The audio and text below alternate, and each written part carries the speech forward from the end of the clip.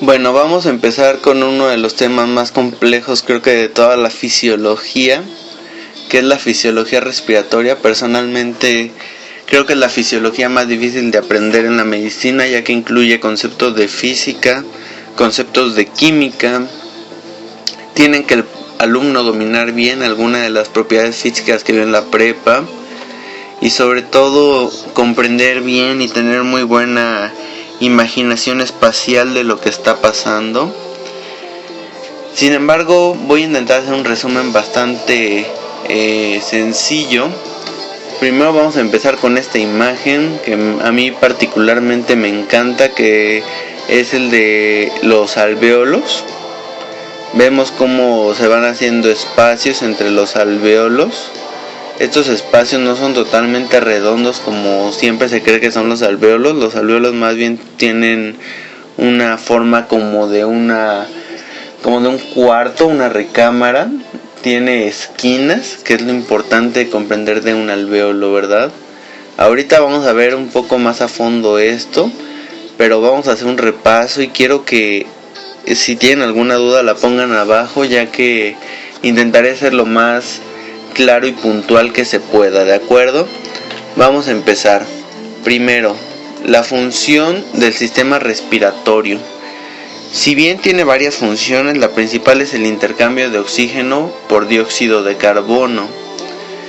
Obviamente, además de esto, va a tener funciones como regulación del pH, va a tener como función también eliminación de algunos otros desechos respiratorios o gaseosos, mejor dicho.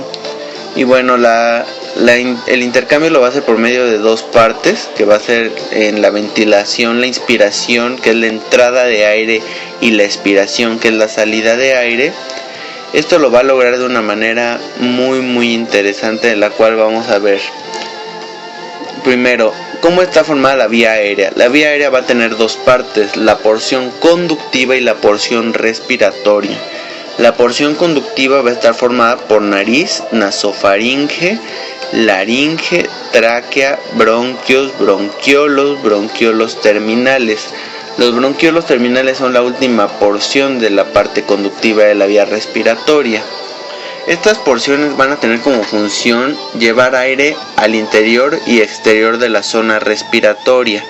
Además, tienen tres funciones básicas que comienzan desde la nariz, que son calentar, humidificar y filtrar el aire. Recordemos que la nariz, por medio de los cornetes nasales, logra exponer muy cercanamente vasos sanguíneos al aire que se inspira, y de esta manera el aire más o menos empieza a subir de temperatura hasta llegar a un punto donde el aire va a poder entrar y conducirse libremente por la vía respiratoria. La tráquea es la principal vía de conducción. Recordemos que la tráquea tiene una porción cartilaginosa y una porción muscular, y todas estas zonas van a estar recubiertas de moco y células ciliadas. Las células ciliadas, que son el epitelio respiratorio, que es un epitelio plano, un epitelio cilíndrico simple con cilios, que estos cilios, su función principal va a ser la de mover el moco. Y además todas estas porciones tienen músculo liso, y este músculo liso va a tener receptores nerviosos, que van a ser los beta 2 adrenérgicos, que van a broncodilatar por medio de la vía simpática, y la broncoconstricción por medio de receptores de tipo muscarínicos en la vía parasimpática.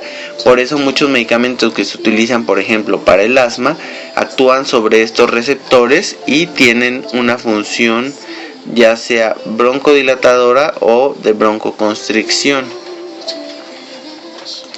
Ahora, la vía aérea en su porción respiratoria. Estas porciones van a estar cubiertas por alvéolos.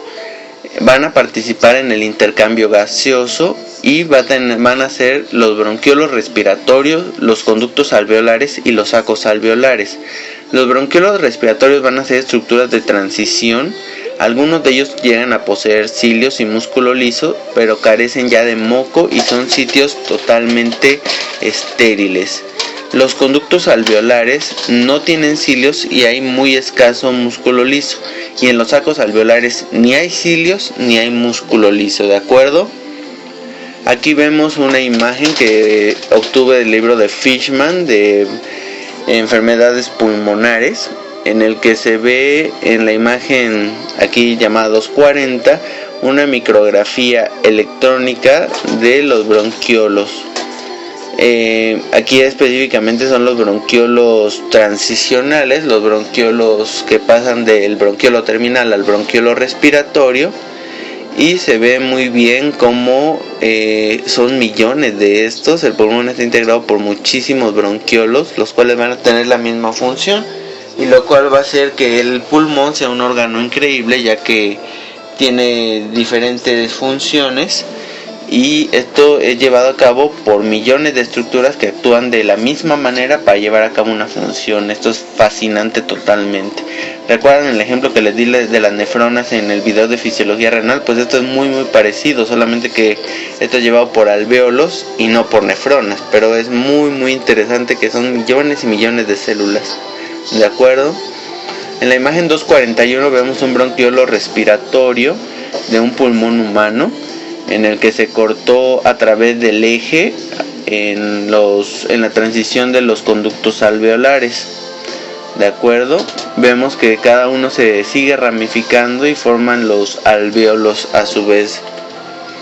Ahora, los alvéolos, ¿qué son los alvéolos? Los alvéolos son evaginaciones en forma de saco de las paredes de bronquiolos respiratorios, conductos y sacos alveolares. Cada pulmón tiene 300 millones de alvéolos, y las paredes alveolares van a ser de esta manera gran superficie para la difusión. Se dice que la superficie para la difusión, es decir, la superficie que cubren los alvéolos, si los extendiéramos, ocupan aproximadamente una cancha de tenis. Imagínense ustedes que cada cuerpo humano tiene por lo menos la superficie en alvéolos de una cancha de tenis para la captación de oxígeno. Esto es realmente totalmente impresionante. Y las paredes alveolares. Las paredes alveolares van a tener neumocitos de tipo 1 que ocupan el 95% de la pared y van a llevar a cabo el intercambio gaseoso, y los neumocitos tipo 2 que van a tener el surfactante pulmonar, el cual va a disminuir la tensión superficial para evitar que los alvéolos colapsen, ¿de acuerdo? En pacientes que carecen de este surfactante pulmonar se presenta una insuficiencia respiratoria aguda desde el nacimiento y se le conoce como enfermedad de membranas hialinas. Y las células de polvo, que son los macrófagos del sistema respiratorio. Aquí vemos en la imagen 246 un capilar alveolar, donde se demuestra cómo se está llevando a cabo el intercambio gaseoso, cómo van entrando los eritrocitos, esas manchas rojas que ven en la imagen. Vemos cómo van entrando, y ahí obviamente ya no se ve, pero están llevando a cabo el intercambio gaseoso, ¿de acuerdo? En esta imagen, que es la 247, vamos a ver que los alvéolos van a estar separados entre sí por septos, pero a través de ellos llega a haber un poro en el que va a haber difusión de gas, los cuales van a ser llamados poros de Kohn. Ahora vamos con el flujo sanguíneo pulmonar. El flujo sanguíneo pulmonar es no más ni menos que el gasto cardíaco del corazón derecho. Recordemos que del ventrículo derecho sale la arteria pulmonar, que va a llegar a los pulmones y va a llevar cierto flujo. La cantidad de sangre que sale por unidad de tiempo de esta arteria pulmonar va a ser el flujo sanguíneo pulmonar total.